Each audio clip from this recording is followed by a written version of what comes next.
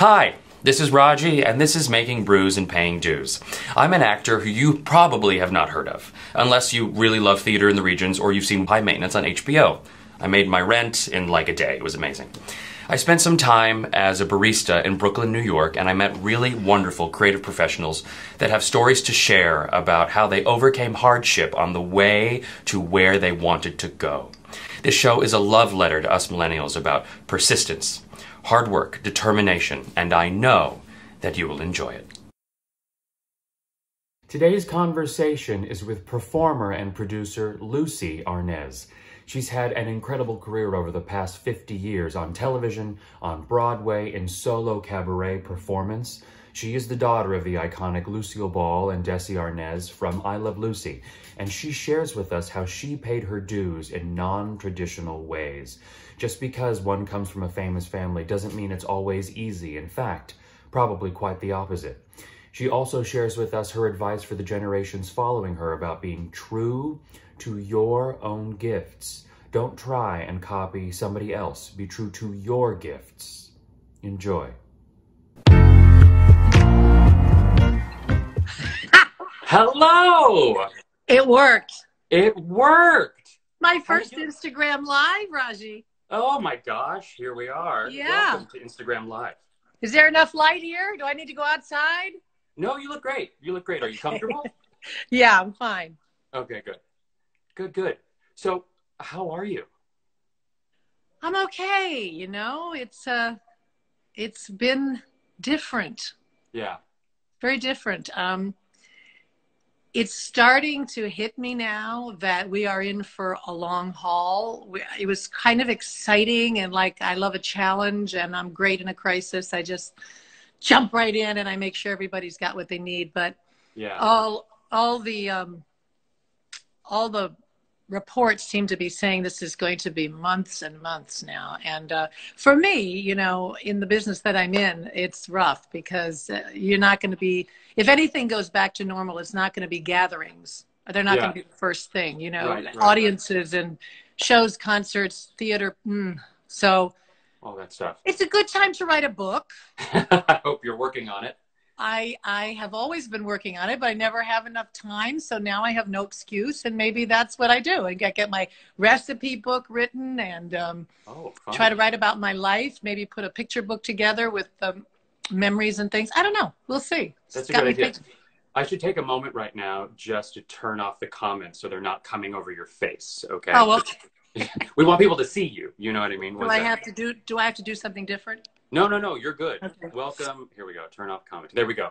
Okay, so for those joining right now, we are live with Lucie Arnaz in, I think you're in California.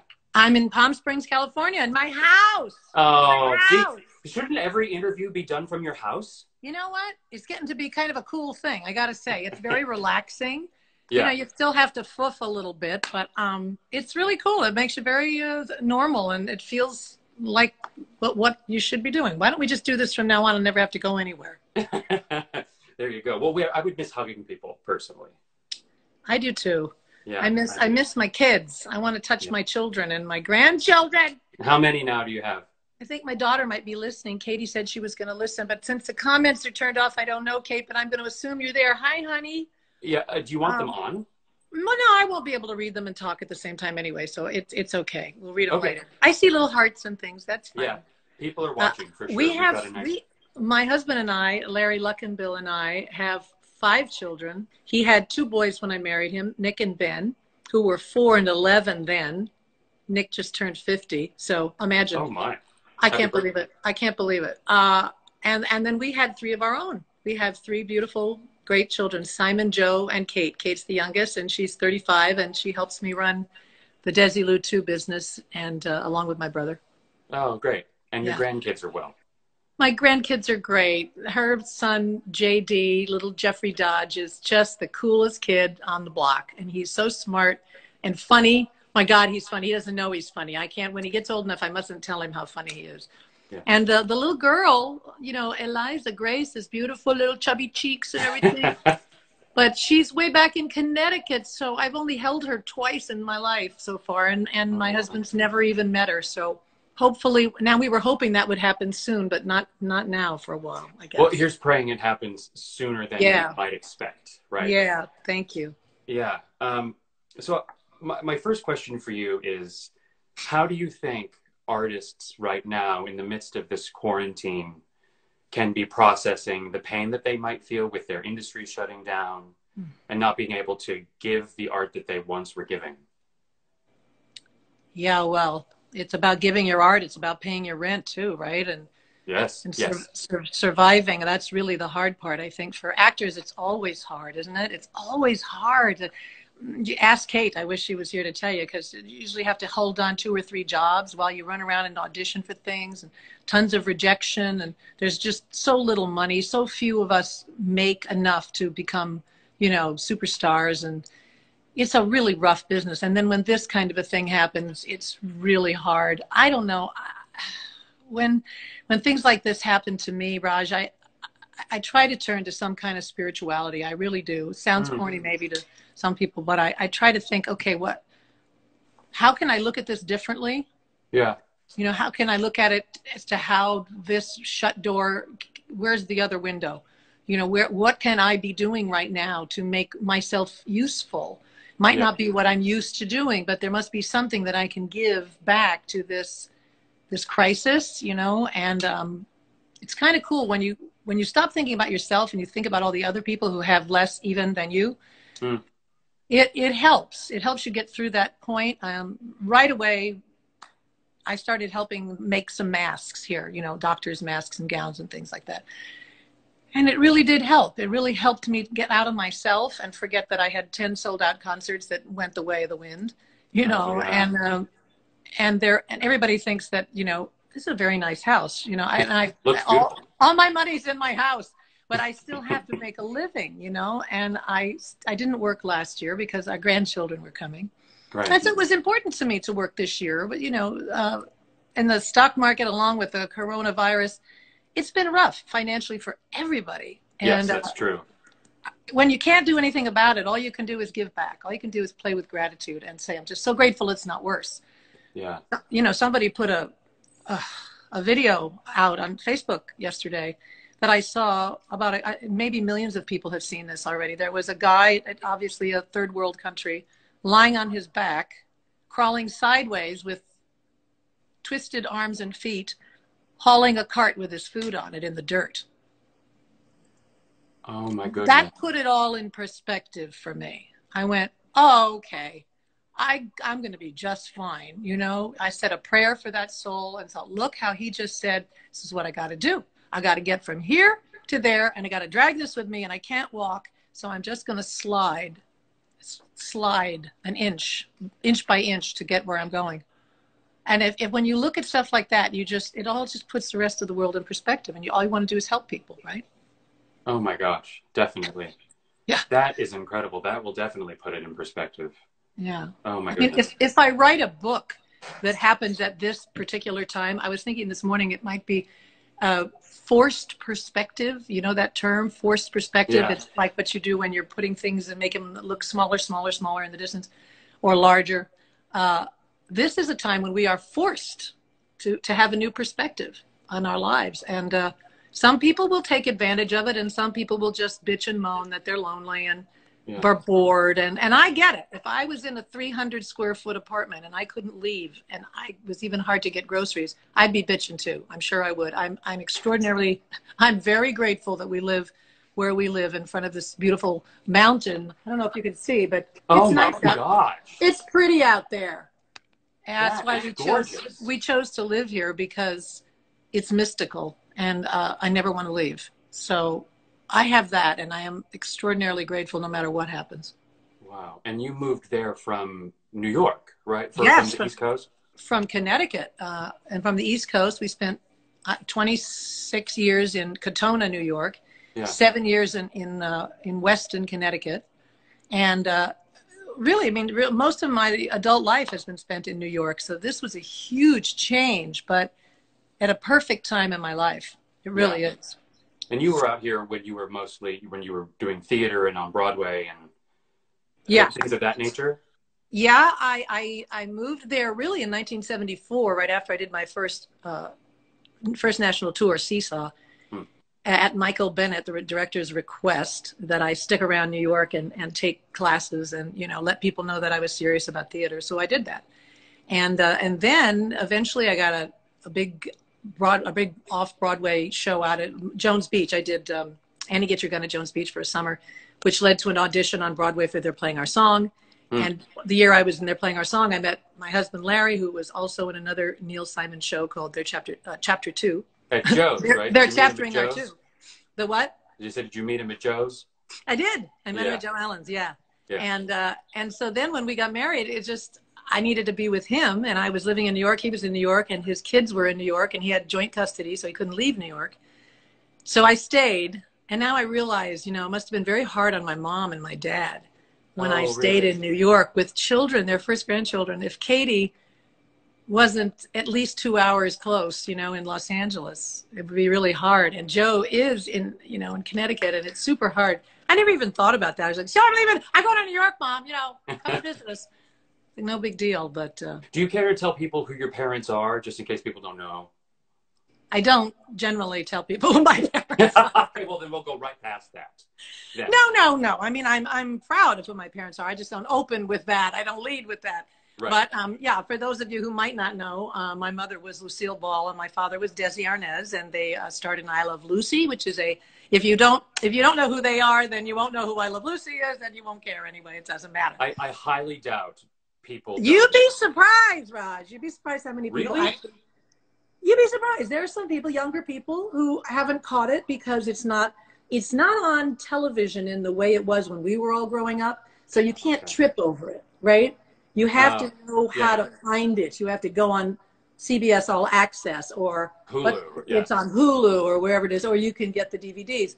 So if you love it and you want to see more of it, you know how to find it. But if you're just a young kid growing up, your parents aren't just going to have it on in the living room most of the time. Or when it is on these days, it seems to be on at like 5 o'clock in the morning or something on, you know, Me TV or Hallmark. TV Land or something. Yeah. So a lot of people, you'd be surprised. And a lot of younger generation don't really know who they are. Yeah. When did you know that you wanted to perform? That's a rough question. It seems simple because I say 2 different things when I talk about it in my show, which is all about how I got into the musical theater. I was a very shy child. I really was. I would crawl under the bleachers when my parents introduced me at their show when I was a kid. I didn't want to be introduced. I thought, what are you going to do? I'm not anybody. I didn't do anything. I have no talent. Go away. You know, leave me alone. And yet, by the time I was 8, 9, I was jumping up on coffee tables in my living room, lip syncing to Broadway show albums. Oh. And it was my favorite thing to do. It was how I spent my time. It was my bliss, you know. And then I had a girlfriend who helped me put together a little theater group in my backyard. I picked my high school because it had the best theater department, I thought, you know, in the country, in the city. And I guess I just decided that that's where my heart was. And I didn't ever think for sure I could make a living doing it. But I got an opportunity to go on the show. My mother had a show called The Lucie Show, and she gave me a couple of little bit parts on that. The Soda Jerk episode. Yes, the Soda Jerk episode was my first acting job. And then I played Cynthia, her daughter's friend, in about 3 or 4 other episodes. And then she changed her series to just be her with 2 children, and she was going to be a widower, or a divorcee. I guess she was divorced. And who remembers? It was a very long time ago. It was very I think Carter. I forget if she was divorced or if he died. I don't know. He wasn't around. Let's put it that way. Dad was gone, and there was no dad. And so she wanted my brother and I to play the kids on that show, and I argued with her a lot about that. No, I want to do that. Did you really? Yeah, because you got to pay your dues. You know? Hey, bring it in the You got to pay your dues, buddy. And I thought for sure people would say, and they did, well, I know how she got that part. And they were right. They were totally, totally right. That is how I got the part. That is how I got the part. But I said to her, I said, look, I don't know if I'm going to be good enough. You say you've seen me do things and you think that I'm the right type to play your daughter. You think? But but maybe I'll be bad. Maybe I'll be terrible. Maybe I don't know enough just yet to do this. And I really want to study. I want to go to Northwestern or someplace and take drama, you know, be a theater major like my daughter did. And so I said, so I'll do this because I know there's a certain amount of education that certainly is going to come from being in this show as well, Sure. right? And studying with all those people, those amazing people that she had with her all the time.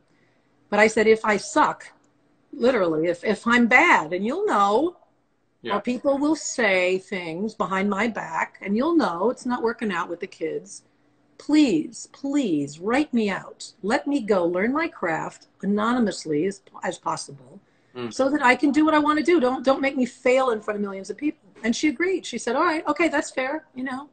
Wow. So we launched into that, and I had to make all my first mistakes in front of millions of people. But I cannot imagine that. It was hard. That. It was hard for a girl who's pretty shy and used to crawl under bleachers. It was hard. But I had such a good time, and I learned so much. I learned how to tap dance. I learned how to do a hula. You do just about everything on that show. We did these full-fledged musical numbers, like 7 or 8 times a season.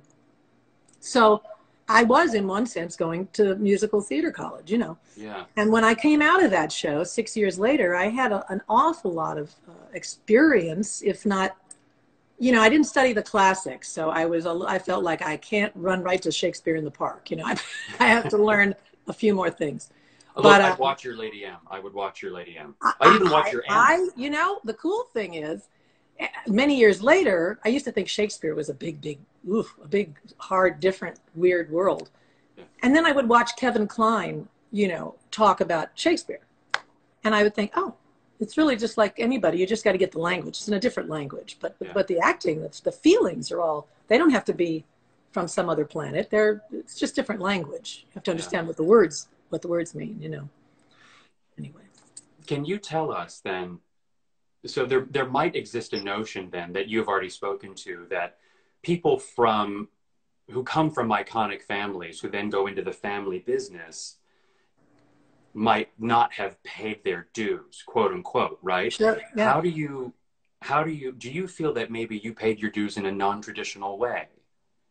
Yeah, I think I'm still paying them every single time I go out on the stage. I think every time I go out there are 2 people follow behind me, you know, two shadows. And I'm always being compared with them in a good way. And I don't know. I don't really know what goes through people's minds, except I know that does happen. And I think because you're related to somebody, not just in the business, but somebody who is ridiculously iconic, famous, like ridiculous famous, right? Yeah. Unless I'm starring in a Broadway show right now, people will refer to me as Lucille Ball's daughter. Yeah. Funny, they don't usually say Desi Arnaz's daughter, which is weird, but they do say Lucille, you know. Even though you're more musical. Yeah, and you went that route. It's just who they relate me to. And I can't, no matter what I do, no matter how many shows I do, I can get all the good reviews in the world, and people can say amazing things while it's happening. And then if there's a little period in between, you just go to like the default position. You go back to being Lucy's daughter. And I've only just recently come to terms with just accepting that and saying that is what it is, Lucy. So just frickin' deal with it. It's your cross to bear in your life. Yeah. No matter what you do. That image is so big that you're always going to be standing next to it.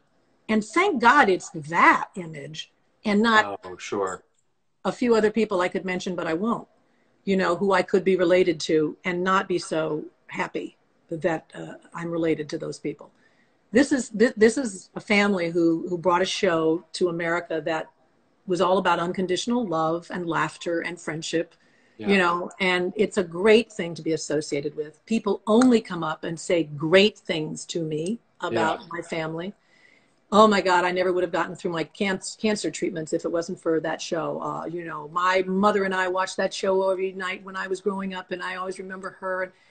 Everybody has great memories associated with it. And so that's very empowering. And I don't take anything away from that. But I'm saying as far as paying dues, I think I'll always be paying dues. Yeah, that's huge, Lucy. That's really, really huge. And I'm happy that people are hearing that. Do you know what I mean? Because I don't want people to unfairly assume that, oh, you know, Lucie Arnaz has had it easy. Because you haven't. Like you said, you've had to make your mistakes in front of everybody. Yeah, and also it is a great thing when you have a friend or a family member who happens to be in the business you're trying to get into. Yeah, right? That's true. If you want to go into the stock market and your uncle's a stockbroker, it's really helpful if they show you the ropes, or maybe they can introduce you to someone. But if they're a good uncle and they know you really want to go in the stock market, they're going to be very careful that they don't introduce you to somebody before you're ready to be introduced to that person, because it's going to make you look kind of stupid. It's going to make them look stupid. Yeah. Like, why did I push my nephew when he can't cut it? I'll never get another favor from that guy, right? So I know, because I made that deal with my mom, that she was treating me fairly. And then I paid my dues on the show. I learned my craft on the show pretty well. And then I went off. Thank you, Vivian Vance, for telling me, get the hell off of this show. And when you have, you know, a hiatus, a vacation, go get back out there and audition for theater and get back into the theater. You love the theater. So I did. And I went right back out and I started auditioning for things. And I did summer stock and regionals and that whole, you know, summer at Jones Beach, and they're playing our song. And then there wasn't another They're Playing Our Song. Nothing came along. Like in the old days, if you were Ethel Merman, somebody'd write a show, right? They don't do that the same way anymore. And I struggled for the next part and the next part. And then I ended up going out on tour with lots of First National companies, like Whose Life Is It Anyway, Social Security. Oh, wow. My One and Only. But I never got back to Broadway right away. It wasn't for years till I found out. Was the next thing Lost in Yonkers? Yes, the next thing was Lost in Yonkers, which was not a musical, and that was great, because that was a real dramatic. It was funny, but it was not funny. You know? Painful funny. Oh God, my God, what a job! That and Master Class, and you know, Grace and Glory, and shows like that. So I know made my living by doing theater, and it's not easy. The rejection is hard when you don't get the parts that you think you're right for. Yeah. And all you can do is just try to be really good. Just keep getting better at your craft. Keep working. Keep finding out how you can be better. Don't assume that you're good enough, you know? Yeah. And I envy people who get to go to a lot of auditions anonymously without really being anybody. You know? That's another way you pay your dues right there. Yeah, but it's also a great learning experience because they don't really know you. And you're just another person with a headshot. And you come in and you sing. And, you know, you're good or you're not good, and you dance, you're good, you're not good, it's fine. They give you a mark and you leave, and you either end up on the final list or you don't. It isn't about, oh, you know, this is Lucie's story. You don't have to go through that, okay? Yeah. And you can't, I couldn't fail anonymously. As soon as I started auditioning, I already was a television name. And so it was harder, way, way harder to slowly learn how to not be bad, you know, how to get better. So I always wished I had more auditions so that I could have gotten, you know, better at auditioning. It's hard. Yeah. It's also hard today for people. Like, I know you're an actor too, but in the old days, especially for theater, I don't know, the movies usually were in someone's office, I suppose. But for theater, when I started auditioning for Seesaw and They're Playing Our Song, you went into a theater to audition. You know, you walked onto a dark, you know, a stage with a work light, and the people you were auditioning for were out there in the dark. And you couldn't see them. Mr. Thingfeld, you know, that kind of thing.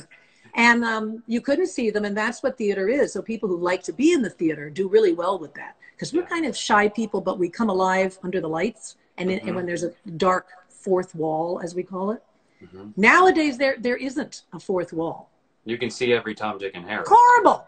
Yeah. It's horrible. And the lighting sucks. And the writing. And everybody's writing. Everybody's on their phone. Yep. They're texting, they're writing, they're talking, they're eating. And you see it. Because, hello, you can only, even if you look straight ahead, peripherally, you see this. Well, you see the movement. So distracting. I don't know how people do it. They're genuine heroes to me, the people who come in. And I've produced and directed. Yes. So I've been the person behind the table as well. I've been the person behind the table, and my heart bleeds. And I'm so impressed with the kids that come in, older people too, who can just take charge of the room.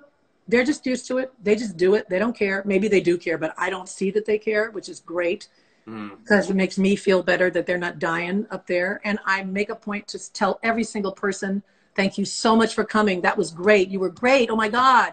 You know, what a note. Oh my God, you got a great, try to say something nice to them that they can take away with it, you know?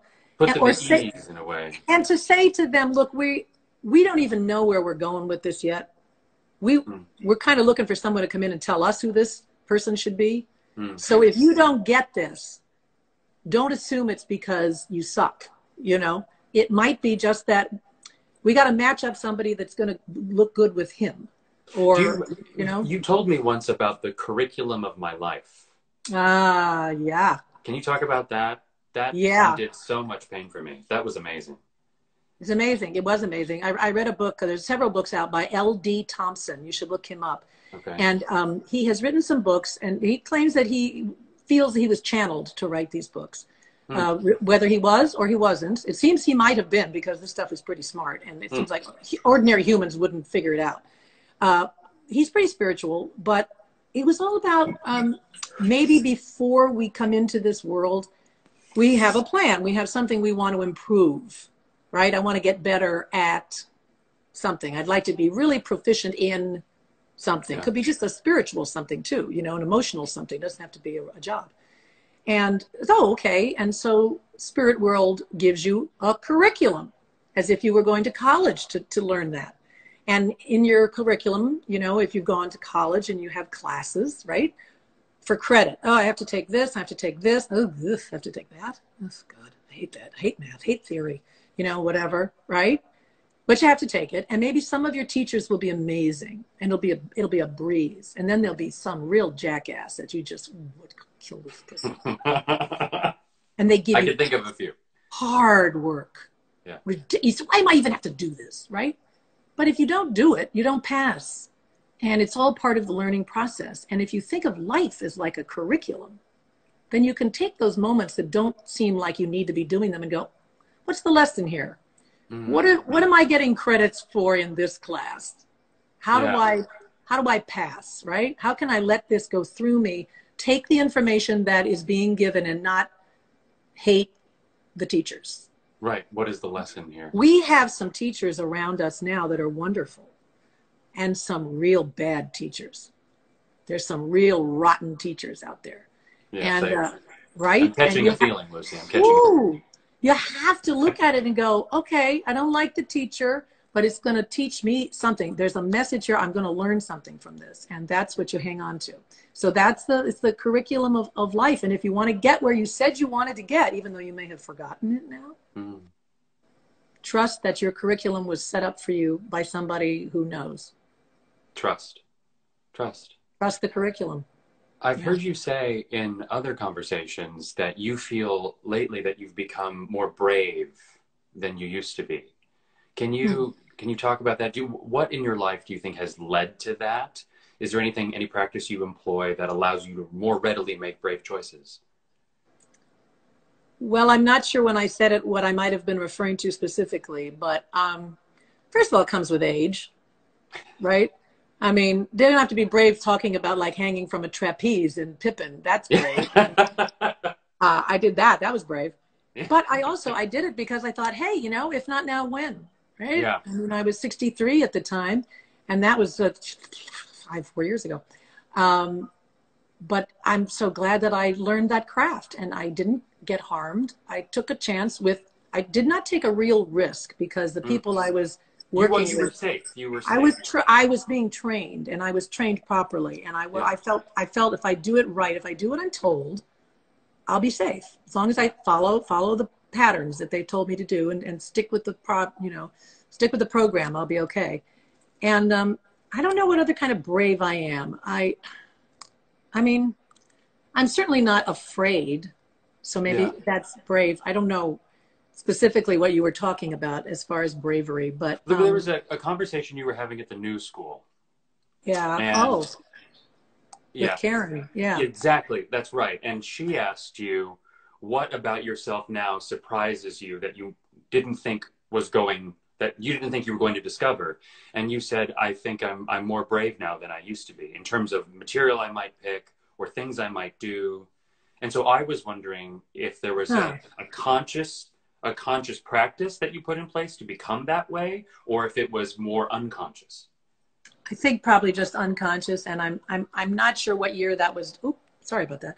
I'm not sure what year that was done, that interview with Karen. It could have been close to the Pippin thing, and I was feeling quite brave at the time. Yeah. I think, you know, I'm a woman of a certain age, and I'm not afraid as much of what people think of me as when I go out on a stage. I have fun. I go out because I love what I do. Yeah. And so I guess in a way it makes me braver, because I'm not afraid of that same rejection. I feel like once you've done this for, you know, I've been in concerts for 30 years, right? I do feel like I know what I'm doing now. I do feel like I know how to put a show together. I know how to, you know, put a series of songs in order and not have too many ballads, and I think I put on a good show. And so I trust that. And that makes me braver. I was a little terrifying in the beginning to be just myself on a stage. You know, I'm not playing a character. I'm not in a musical. I'm just Lucie Arnaz.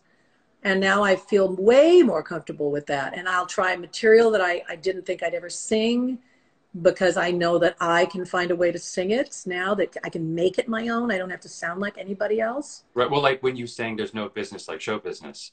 Well, that's just a great arrangement. Ron Abel, That, you know, he's famous for taking songs that you've sung a million times a certain way, and then he'll switch it up just enough. He'll use it in a way, maybe he'll use it 2 or 3 times, and let you hear the song like you never heard it before. Like, oh my God, listen to those lyrics. Yeah. And that's the fun of doing the kind of work I do in concerts. Otherwise, it's a karaoke night.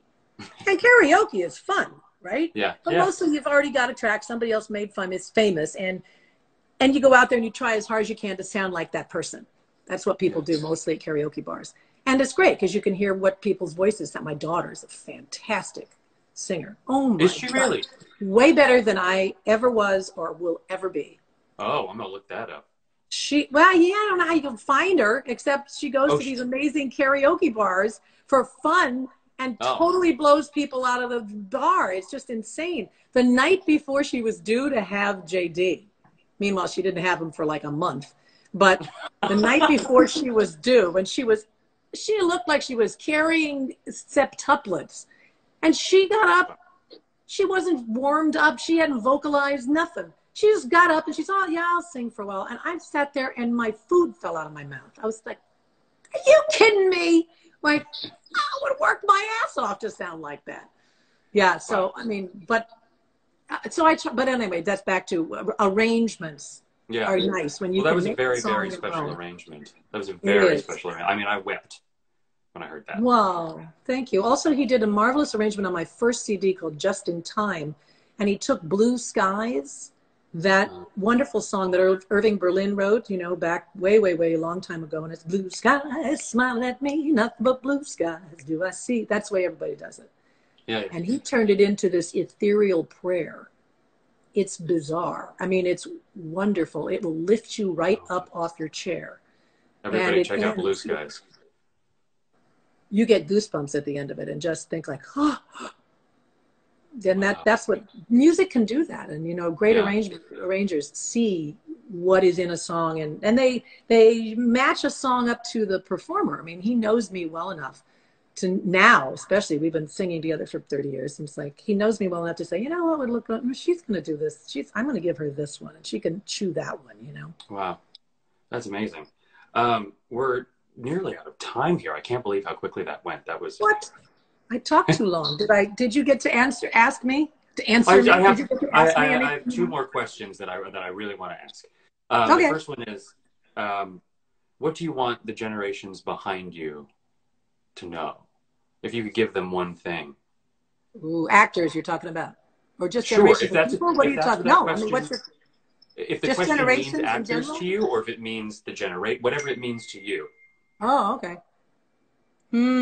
Well, actors are specific, you know, because they're always trying to get somewhere. I guess all people are trying to get somewhere. But specifically in our business, the new face, the new talent, the new star, the new series, the whatever, I can only tell you from having been on both sides of the camera, like I said, you know, directing and producing and being an actor and stuff, nobody wants a carbon copy of somebody that's already out there and famous. They think they do, but they don't. they say, get me a new Madonna, or get me a new Jane Fonda, or get me a new whatever. But they don't want a carbon copy. They don't want somebody to come in and be just like that person. The people who get the jobs are the people who are the most unique, who are the most authentic, let me say, not just unique, because that sounds like you have to be bizarre. The most authentic people. You come in and just be who you are. Bring your gifts, whatever that is. Be as true to the gifts that you were given. And everybody has them. Everybody's really good at a few things and maybe not so much at others. But whatever is your gift, and you just go at it and be the best you can be, that's the best thing I would always tell people. Don't try to be anybody else. Don't look up to anybody else. It's nice to have models, role models, but you shouldn't want to be somebody else. The grass is not greener on the other side. Same life, better shoes, everybody's got their problems. I feel like that is also a lesson. That's a lesson for non-actors, for just people in life. Yeah, exactly. Don't go out there trying to be who you think you want to be. Go out there and be you. And I guess I would say what I've learned and what I would pass on, and I try to pass on to my children too, is I really rely on gratitude these days. It's like a magic trick, especially when you're not feeling very grateful. And if you can sit down, and we talked about it a little bit before, right? About the guy and the dirt. But if you can just make a list of all the things you have, the things that you can do, it's a very empowering thing. And it kind of makes it humbles you very quickly to say, I'm so grateful. Look, I have, my fingers move, and, I can walk. I hear, I have eyes, I have a house, I have a car. I can walk, I have food in my refrigerator. I have friends. I can pay my phone bill. Let's start with the littlest, tiniest things and work up to the big, giant things. I don't, if I could do this for an hour and a half and never really count everything. And it's nice. It's nice to say to the universe or God or whoever you consider your higher power, thank you. Thanks for what I have. Thank you for this. Even when it's something that doesn't look good at the time, maybe you can say, thank you. I'm not sure why yet, but thank you for this swell lesson you're giving me, Thank you. I'm not sure why yet. I find that gratitude, believe it or not, is a wonderful tool. It really works. That's amazing. And finally, can you tell us about Will and Grace tomorrow night? Can I tell you? Well, I can tell you it's on at 9:00. And Central time is different, but 9:00 on the East Coast and the West Coast, 8:00 Central. Yeah. And they're doing a tribute, a real phenomenal, all no holes barred tribute to the I Love Lucy show. And everybody gets a chance to play one of the characters. Some of them get chances to play almost all the characters.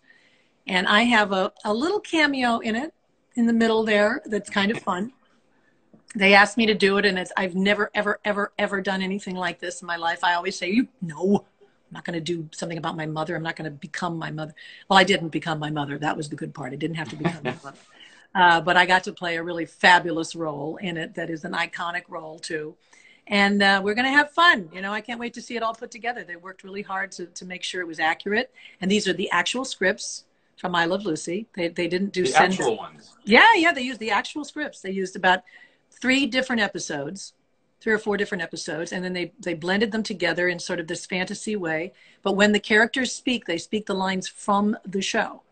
Lucy, Ricky, Fred, and Ethel are actually speaking lines from the show. CBS had to allow them to do that.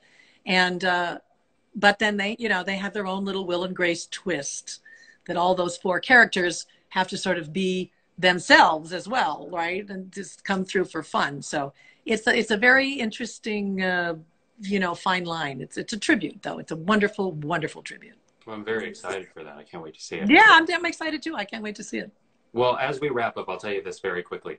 After Pippin one night when you were here in New York doing it, I approached you after the show and I asked for a piece of advice, and this is what you said. And this is what I want to leave with everybody because it means the world and it's a wonderful piece of advice. You said, never take a no personally because decision makers change and you can outlast decision makers. Gosh, I'm smart. Yes, you That's are. great. That is really great. It is great advice. And I think because you told me a little bit about yourself that night, you know, I'm an actor and doing and I'm auditioning in New York. Yeah. And I probably, I was in Pippin. So I was producing and directing and doing those auditions with those people I just finished telling you about. So that was fresh in my mind that you could have been one of those folks coming into my audition room. And I wanted to say, oh, well, I wasn't, but no, I know you weren't. I know you weren't, but you could have been, kind of thing. You know what I mean? Yeah. Like you could have been.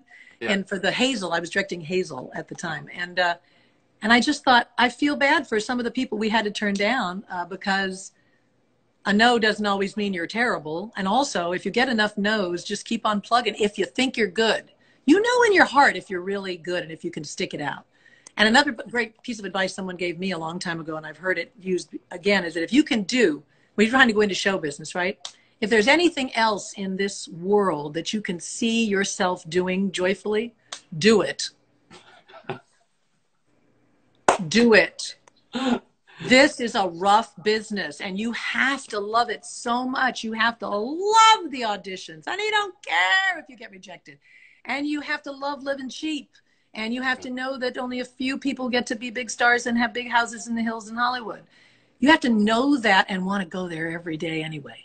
Yeah. Because you just love it so much.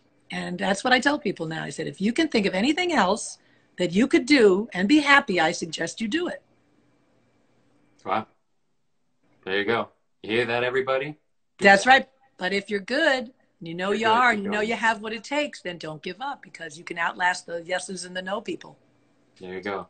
Thank you so much for your time. Oh, you're so welcome. You're such a doll. Thank you. You're such a role model to so many of us, and this has meant the world. Thank you. Appreciate it. We'll talk to you soon. Bye-bye. God bless. Be safe. Be safe. Try to cover your mouth. Wash your hands. Don't forget. Don't see anybody in your house. Bye.